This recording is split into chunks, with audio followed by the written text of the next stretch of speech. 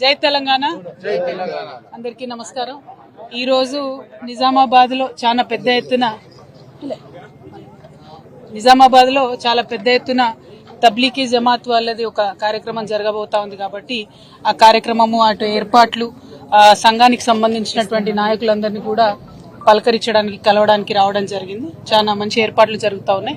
ఇంకా కొద్దిగా కలెక్టర్ గారు కూడా కోఆపరేట్ చేసి మరి శానిటేషన్ కావచ్చు, వాటర్ కావచ్చు, ఇట్లాంటి ఏర్పాట్లన్నీ కూడా చేస్తే బాగుంటుందని చెప్పి మేము కోరుతా ఉన్నాము।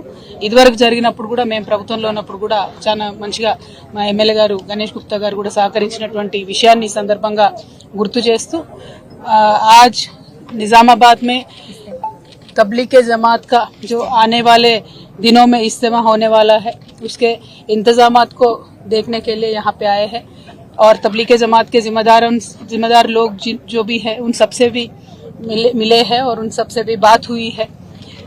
तबलीग के बारे में जब भी हम सुनते हैं या सोचते हैं तो बहुत एक अच्छा फीलिंग आता है, क्योंकि हमेशा कुरान शरीफ में जो अच्छे बातें बताए गए हैं वो बातें सारे मुसलमानों को याद दिलाते हुए एक अच्छा फीलिंग के साथ आगे बढ़ने वाली जमात है।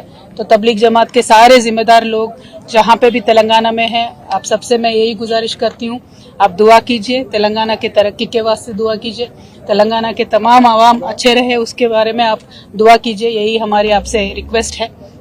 ये दुआ इस समय में बहुत ज़रूरी है क्योंकि आज यहाँ कांग्रेस पार्टी हुकूमत में है, रेवंत रेड्डी साहब की सरकार चल रही है और जो कांग्रेस पार्टी ने वादे किए थे माइनॉरिटी कम्युनिटी के लिए, जो चेवेल्ला डिक्लेरेशन करके उन्होंने वादा किया था, आज उन कोई भी वादे के ऊपर उन्होंने अमलावरी नहीं की है।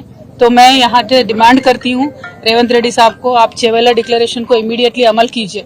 आप पे कोई भरोसा नहीं करने वाला था, इसीलिए आप लगातार गांधी फैमिली को तेलंगाना पे लाते रहे और उनके भरोसे पे थोड़े यहाँ पे लोग भी आपको वोट दिए।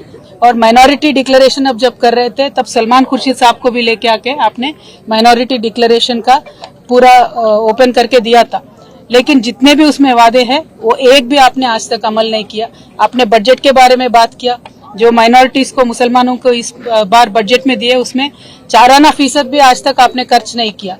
और जो आप ये अलगा व्यवहार माइनॉरिटी कम्युनिटी से कर रहे हैं, हम इस पे बिल्कुल भी खुश नहीं है या माइनॉरिटीज भी खुश नहीं है। तो मैं आपसे यही डिमांड करती हूँ कि इमीडिएटली आप माइनॉरिटीज के जितने भी वादे हैं वो निभाइए। इस साल का बजट आपने 3000 करोड़ दिया है, लेकिन खर्च सिर्फ 700 करोड़ आपने किया है।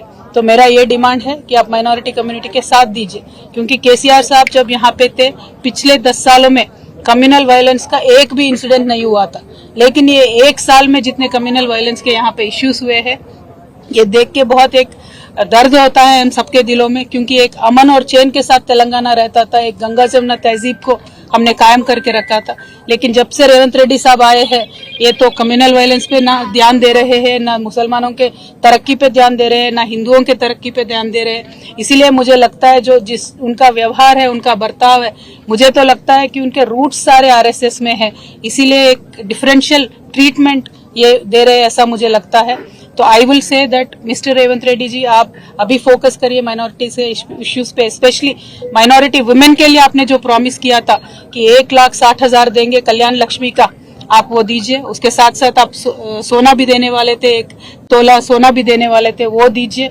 पढ़ाई के वास्ते जो टिम्रिस के हमने स्कूल कायम करके रखे थे, आज उनका क्वालिटी देख के तो बहुत ही डर लग रहा है। आप क्वालिटी अच्छा बना के टिम्रिस को चलाइए, तालीम के वास्ते माइनॉरिटी बच्चों के तालीम के वास्ते आप जोर दीजिए, रिव्यू कीजिए और जॉब्स में सब चीज़ों में भी माइनॉरिटीज़ को आप आगे फुट में रखिए, ये हमारा डिमांड है। और रेवंत रेड्डी साहब का मैं यही कहना चाहती हूँ कि निज़ामाबाद में बहुत ही ज़्यादा पॉपुलेशन है माइनॉरिटीज़ का, हैदराबाद के बाद बिगेस्ट पॉपुलेशन निज़ामाबाद में है।